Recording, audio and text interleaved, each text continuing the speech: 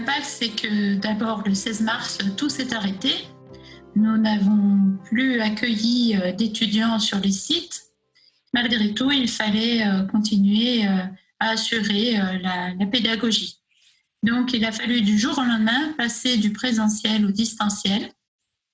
Et du jour au lendemain, des formateurs qui n'étaient pas forcément très à l'aise avec l'outil ont dû s'approprier un outil quand il existait, puisqu'il y a des instituts de formation où il n'y avait pas d'utilisation de plateformes numériques, bien qu'il y ait des partenariats universitaires, la plateforme de l'université, soit elle n'était pas mise à disposition des étudiants, soit elle était mise à disposition mais pas utilisée. Des instituts avaient une autre plateforme qu'eux-mêmes avaient construit et donc utilisaient cette plateforme. Néanmoins, donc effectivement, du jour au lendemain, on a perdu nos repères en matière de pédagogie et en matière didactique. Donc il a fallu reconstruire toute l'alternance, puisqu'il y avait une grosse demande aussi en matière d'étudiants pour venir soutenir les équipes. Demande qui s'est faite en fonction des régions, mais qui a été plus ou moins importante un peu partout, puisque les régions bien impactées, bien sûr, avaient besoin d'aide, mais les régions moins impactées avaient aussi besoin d'aide par rapport au secteur médico-social, entre autres, pour venir assurer une présence beaucoup plus importante auprès des résidents dans les EHPAD, mais aussi dans les maisons d'accueil spécialisées, entre autres. Donc, on a changé cette alternance et en changeant l'alternance, eh bien, il a fallu reconstruire l'ingénierie pédagogique en utilisant d'autres outils, donc le numérique essentiellement, avec parfois quelques formateurs qui avaient plus d'appétence par rapport à cet outil et qui se sont mis à disposition de leurs autres collègues pour venir utiliser des webinaires, des classes virtuelles et d'autres outils qui existaient donc sur certaines plateformes comme des quiz, des forums. Par exemple, si on utilise le distanciel comme une plateforme de ressources, on peut très bien ensuite faire de l'apprentissage inversé avec les étudiants.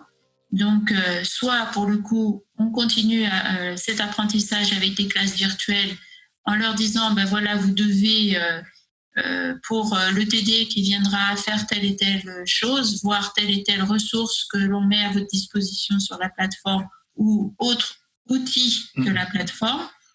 Donc ça, c'est une possibilité. Et soit on fait le TD en virtuel, soit on fait le TD en présentiel. Donc c'est vrai que l'apprentissage inversé peut totalement conjuguer à la fois le distanciel et aussi le présentiel. Mais encore une fois, à condition d'avoir développé cette capacité d'autonomie chez les étudiants.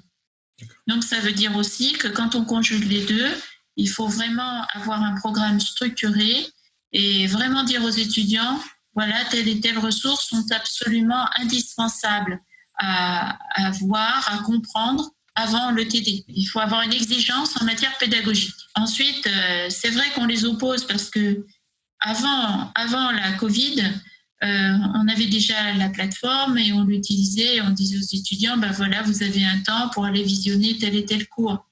Et ensuite, on faisait un TD. C'est ce travail d'articulation entre les deux qui est indispensable si on ne veut pas mettre d'un côté et de l'autre. Parce que mettre d'un côté et de l'autre, ça veut dire aussi que les étudiants font un barrage. C'est-à-dire, ils se disent, bon, bah, ça, c'est du distanciel. De toute façon, on ne voit pas à quel moment on va le réutiliser. Si ce n'est qu'un ou 2 jours avant les évaluations, ils savent qu'ils vont être interrogés dessus. Donc, si ce n'est qu'à apprendre, à apprendre. Et puis, aussitôt appris, aussitôt oublié. Donc, ça n'a pas d'intérêt. Donc, c'est vraiment cette conjugaison entre les deux qu'il faut construire dans les projets des différentes UE. C'est un travail qui a dû se faire très rapidement pendant la période Covid et qui est en train de se faire actuellement pour la suite de la formation. Et certains étudiants ont aussi rapporté que quand il y a des TD, ils peuvent aussi, en présentiel, ils peuvent tout de suite poser leurs questions au formateur. Là, même si le formateur se mettait à disposition quand il y avait des classes virtuelles ou des TD organisées de cette façon-là, c'était plus difficile pour eux de poser les questions. Là, on va être sur une utilisation. Or, il faut dépasser cette notion d'utilisation pour aller sur vraiment l'usage, l'intégration totale.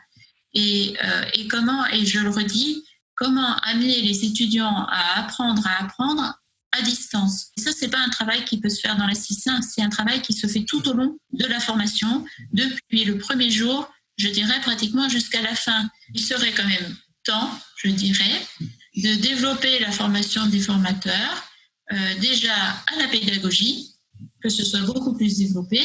Donc, à mon avis, il faudrait que ça devienne un master en pédagogie, en intégrant le numérique. Parce que c'est bien de s'appuyer sur quelques compétences au sein d'une équipe, mais c'est insuffisant. Il faut, même si tout le monde n'est peut-être pas aussi pointu dans le numérique, c'est quand même bien d'avoir une construction d'un projet pédagogique avec le numérique qui soit compris par tout le monde. C'est indispensable.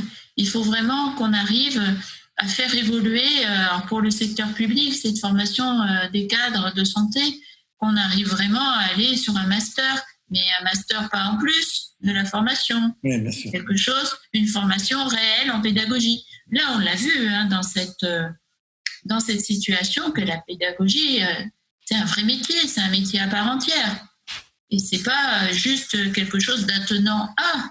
Donc, c'est vraiment un métier à part entière. Et ça, je pense que c'est indispensable d'aller vers cette avancée-là.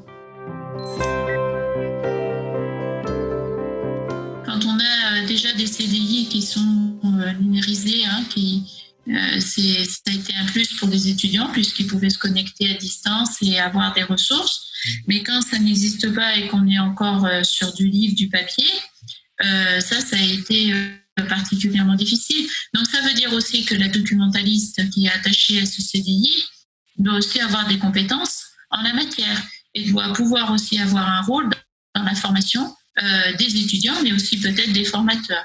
Donc, ça veut dire des vraies compétences aussi à développer chez les documentalistes. Et puis, si on fait le tour de l'ensemble des acteurs par rapport à cet outil, il faut aussi penser les compétences techniques. Parce qu'il est vrai que les instituts qui sont rattachés à des centres hospitaliers dépendent pour les compétences techniques des informaticiens du centre hospitalier.